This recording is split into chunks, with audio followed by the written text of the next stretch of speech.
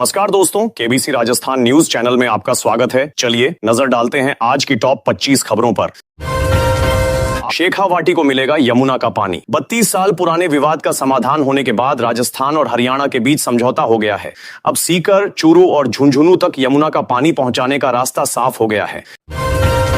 जयपुर में रिसोर्ट की दीवार गिर गई। चंदबाजी स्थित निर्माणाधीन रिसोर्ट की दीवार गिरने से 2 महिलाओं समेत 3 मजदूरों की मौत हो गई, जबकि 12 से अधिक मजदूर घायल हो गए। राजस्थान में भारी बारिश का अलर्ट जारी किया गया है। मौसम विभाग के अनुसार पूर्वी और दक्षिण पूर्वी राजस्थान में बारिश की गतिविधियां बढ़ेंगी और कई जिलों में भारी बारिश की संभावना जताई गई है। प्रधानमंत्री नरेंद्र मोदी पचपदरा रिफाइनरी कार्यक्रम में शामिल होंगे। मुख्यमंत्री भजनलाल शर्मा ने कार्यक्रम स्थल का निरीक्षण कर अधिकारियों को सभी तैयारियां समय पर और व्यवस्थित ढंग से पूरी करने के निर्देश दिए हैं।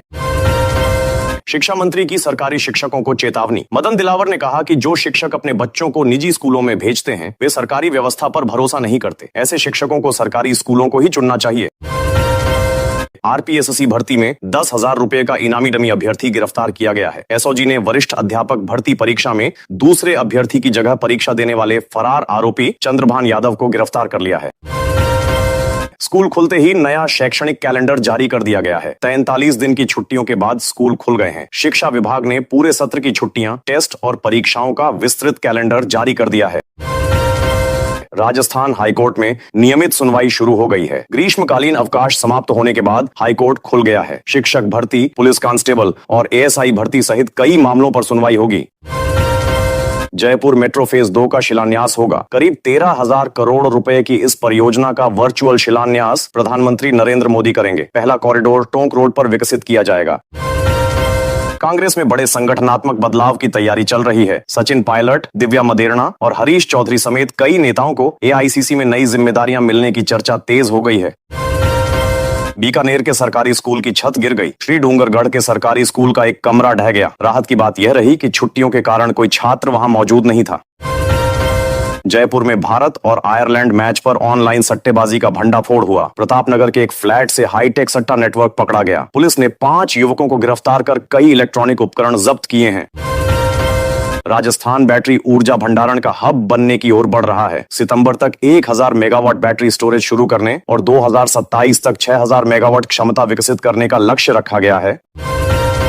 राजस्थान इंदिरा गांधी स्मार्टफोन योजना के तहत चिरंजीवी परिवारों की महिला मुखिया और पात्र छात्राओं को मुफ्त 4G स्मार्टफोन तथा 3 वर्ष की इंटरनेट कनेक्टिविटी दी जाती है। राजस्थान के एसएससी और एसटी वर्ग के युवाओं को मुफ्त कोचिंग मिलेगी। नेशनल करियर सर्विस सेंटर 12वीं पास अनुसूचित जाति और जनजाति वर्ग के युवाओं को प्रतियोगी परीक्षाओं के लिए निःशुल्क प्रशिक्षण देगा। 17 ट्रेनों में 40 अतिरिक्त कोच लगाए जाएंगे। रेलवे विभिन्न ट्रेनों में अतिरिक्त डिब्बे लगाएगा, जिससे यात्रियों को सीट मिलने में बड़ी राहत मिलेगी।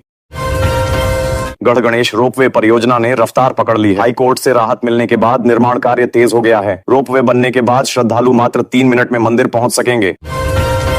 झालरापाटन स्टेशन पर वंदे भारत ट्रेन का ट्रायल जारी है। रेलवे आधुनिक तकनीकी परीक्षणों के लिए स्टेशन का उपयोग कर रहा है। स्थानीय लोगों में ट्रेन को लेकर खासा उत्साह देखा जा रहा है।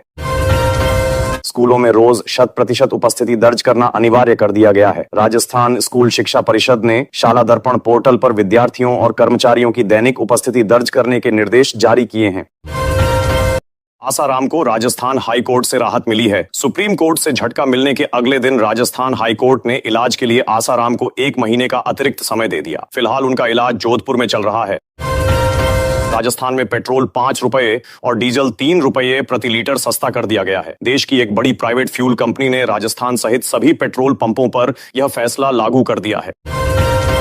श्रीगंगानगर में नाबालिग से दुष्कर्म के मामले के बाद प्रशासन ने कार्रवाई करते हुए 3 होटलों पर बुलडोजर चलाया। कार्रवाई सुबह तड़के की गई। राजस्थान पुलिस मुख्यालय ने प्रदेश भर में 100 पुलिस निरीक्षकों के तबादले किए हैं। यह आदेश अधिकारियों के आवेदन के आधार पर जारी किए गए हैं और तत्काल प्रभाव से लागू कर दिए गए हैं। करीब 20 साल पुराने पांचना जल विवाद का समाधान हो गया है। जयपुर में दोनों पक्षों के बीच समझौता हुआ, जिसके बाद 6 जुलाई तक बांध का पानी छोड़ा जाएगा। इससे लंबे समय से चला आ रहा विवाद समाप्त होने की उम्मीद है। भीलवाड़ा में ऑनलाइन गेमिंग की लत के चलते एक महिला ने घर से 13 लाख रुपए चुरा लिए। पुलिस पूछताछ में पूरे मामले का खुलासा हुआ। राजस्थान हाई कोर्ट ने राजस्थान क्रिकेट एसोसिएशन की एडहॉक कमेटी को तत्काल प्रभाव से निलंबित कर दिया है। साथ ही गृह सचिव को अस्थायी प्रभारी नियुक्त किया गया है। एसआई भर्ती 2021 पेपर लीक मामले में एसओजी ने कोचिंग संचालक समेत 2 आरोपियों को गिरफ्तार किया है। आरोप है कि दोनों ने अभ्यर्थियों को सॉल्व पेपर उपलब्ध कराया था। तेल कंपनियों ने 19 किलो वाले कमर्शियल एलपीजी गैस सिलेंडर की कीमत में 183 रुपए 50 पैसे की कटौती की है। वहीं घरेलू गैस सिलेंडर की कीमतों में फिलहाल कोई बदलाव नहीं किया गया है। राजस्थान में ई मित्र व्हाट्सएप सेवा शुरू कर दी गई है। अब निर्धारित नंबर पर हाय भेजकर घर बैठे 27 सरकारी सेवाओं का लाभ लिया जा सकेगा। जयपुर आगरा हाईवे पर स्थित राजा धोक और सिकंदरा टोल प्लाजा पर नई दरें लागू कर दी गई हैं। अब कार, जीप और वैन का टोल 80 रुपए से बढ़ाकर 85 रुपए कर दिया गया है। नई योजना के तहत अब ग्रामीण परिवारों को साल में 100 दिनों की जगह 125 दिन रोजगार मिलेगा। वहीं न्यूनतम मजदूरी 300 रुपए प्रतिदिन निर्धारित की गई है। गरीब परिवारों में बेटी के जन्म पर मिलने वाली सहायता राशि अब बढ़ाकर कुल 1,50,000 रुपए कर दी गई है। ये राशि लड़की की पढ़ाई और 21 वर्ष की आयु पूरी होने तक कुल 7 किस्तों में सीधे बैंक खाते में ट्रांसफर की जाएगी। डकैत जगन गुर्जर के अंतिम संस्कार में करीब 5,000 लोग शामिल हुए। उसके 3 भाई पैरोल पर जेल से बाहर आकर अंतिम संस्कार में पहुंचे। करीब 2.5 साल बाद जन स्वास्थ्य अभियांत्रिकी विभाग को 935 करोड़ रुपए का बजट जारी किया गया है। इससे पेयजल योजनाओं को गति मिलने की उम्मीद है। राजस्थान में पट्टा नियमों में बदलाव किया गया है। अब रजिस्ट्री से खरीदी गई संपत्ति पर नए मालिक के नाम और फोटो वाला नया पट्टा जारी होगा, जिससे रिकॉर्ड पहले से अधिक पारदर्शी बनेगा। जयपुर के झोटवाड़ा क्षेत्र में इलेक्ट्रिक होपर वाहनों के जरिए घर घर कचरा संग्रहण शुरू कर दिया गया है। इसका उद्देश्य प्रदूषण कम करना और सफाई व्यवस्था को बेहतर बनाना है। राजस्थान हाईकोर्ट ने बहारोड के पूर्व विधायक बलजीत यादव की जमानत याचिका खारिज कर दी है। यह फैसला सुनवाई पूरी होने के बाद सुनाया गया। अजमेर के भैरव घाटी क्षेत्र में अगले 6 महीनों के भीतर लेपर्ड सफारी शुरू होने की उम्मीद है। यहाँ पहले से करीब 10 तेंदुए मौजूद हैं। एटीएम में कैश भरने वाली कंपनी के 2 कर्मचारी फरार हो गए हैं। शुरुआती जांच में करोड़ों रुपए के गबन की आशंका जताई गई है। राजस्थान लोक सेवा आयोग जुलाई महीने में 10,549 पदों के लिए भर्ती परीक्षाएं आयोजित करेगा। इन परीक्षाओं में 12,500 से अधिक अभ्यर्थियों के शामिल होने की संभावना है। मौसम विभाग ने कई जिलों में भारी बारिश, तेज आंधी और 50 से 60 किलोमीटर प्रति घंटे की रफ्तार से हवाएं चलने का अलर्ट जारी किया है। पैरामेडिकल परीक्षा नकल मामले में कॉलेज संचालक समेत 4 आरोपी पुलिस रिमांड पर हैं। पुलिस ने उनके पास से लाखों रुपए भी बरामद किए हैं। अलवर में 1 करोड़ रुपए कीमत का दुर्लभ कछुआ बताकर निवेश के नाम पर ठगी करने वाले 4 आरोपियों को पुलिस ने गिरफ्तार किया है। मुख्यमंत्री भजनलाल शर्मा आज पचपदरा रिफाइनरी का दौरा करेंगे। वह प्रस्तावित उद्घाटन कार्यक्रम की तैयारियों की समीक्षा करेंगे। अधिकारियों को सभी व्यवस्थाएं समय पर पूरी करने के निर्देश दिए गए हैं। यह परियोजना राज्य के औद्योगिक विकास, रोजगार सृजन और ऊर्जा क्षेत्र को नई दिशा देने वाली महत्वपूर्ण परियोजनाओं में शामिल है। राजस्थान में मानसून पूरी तरह सक्रिय हो चुका है। भारतीय मौसम विभाग ने राज्य के कई जिलों में भारी से अति भारी बारिश की संभावना जताते हुए अलर्ट जारी किया है। बारिश के कारण तापमान में गिरावट दर्ज की गई है और लोगों को गर्मी से राहत मिली है। प्रशासन को सतर्क रहने तथा जल भराव वाले क्षेत्रों पर विशेष निगरानी रखने के निर्देश दिए गए हैं। करौली जिले के प्रसिद्ध पांचना बांध के गेट लगभग 20 वर्षों बाद सिंचाई के उद्देश्य से खोले गए हैं। इससे आसपास के किसानों में खुशी का माहौल है, क्योंकि लंबे समय बाद बांध में पर्याप्त जलभराव हुआ है। बांध से छोड़ा गया पानी कृषि कार्यों में उपयोग होगा और क्षेत्र की सिंचाई व्यवस्था को मजबूती प्रदान करेगा। पांचना बांध से पानी छोड़ने की प्रक्रिया के दौरान सामने आई तकनीकी खामी को दूर करने के लिए विशेषज्ञों की टीम लगातार काम कर रही है। एसडीआरएफ तथा जल संसाधन विभाग के अधिकारी मौके पर मौजूद हैं। प्रशासन का लक्ष्य जल्द समस्या का समाधान कर पानी के सुचारू प्रवाह को सुनिश्चित करना है, ताकि किसानों को लाभ मिल सके। मुख्यमंत्री भजनलाल शर्मा ने पांचना बांध से संबंधित तकनीकी कार्यों की नियमित निगरानी करने के निर्देश दिए हैं। उन्होंने अधिकारियों से कहा है कि सिंचाई व्यवस्था प्रभावित न हो और सभी आवश्यक मरम्मत कार्य समय पर पूरे किए जाए। सरकार इस परियोजना को किसानों के हितों से जुड़ा महत्वपूर्ण विषय मान रही है। एसजेवीएन ने राजस्थान के पाचमपादरा क्षेत्र में 1 गीगावाट क्षमता वाली विशाल सौर ऊर्जा परियोजना का संचालन शुरू कर दिया है। यह परियोजना राज्य को नवीकरणीय ऊर्जा के क्षेत्र में नई पहचान देगी।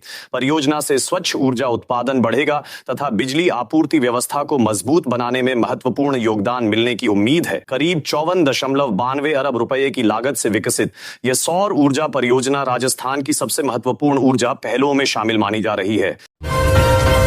परियोजना के माध्यम से बड़े स्तर पर हरित ऊर्जा का उत्पादन होगा। इससे पर्यावरण संरक्षण को बढ़ावा मिलेगा और ऊर्जा क्षेत्र में निवेश तथा रोजगार के अवसर भी बढ़ सकते हैं। पाचमपादरा में शुरू हुई सौर ऊर्जा परियोजना से केवल राजस्थान ही नहीं बल्कि उत्तराखंड और जम्मू कश्मीर को भी बिजली उपलब्ध कराई जाएगी। यह परियोजना राष्ट्रीय ऊर्जा सुरक्षा को मजबूत करने की दिशा में महत्वपूर्ण कदम मानी जा रही है। राजस्थान यूनिवर्सिटी ने स्नातक पाठ्यक्रमों में प्रवेश के लिए दूसरी मेरिट सूची जारी कर दी है। इस सूची का इंतजार कर रहे हजारों विद्यार्थियों को राहत मिली है। चयनित अभ्यर्थियों को निर्धारित समय सीमा के भीतर अपने दस्तावेजों का सत्यापन करवाकर प्रवेश प्रक्रिया पूरी करने के लिए कहा गया है।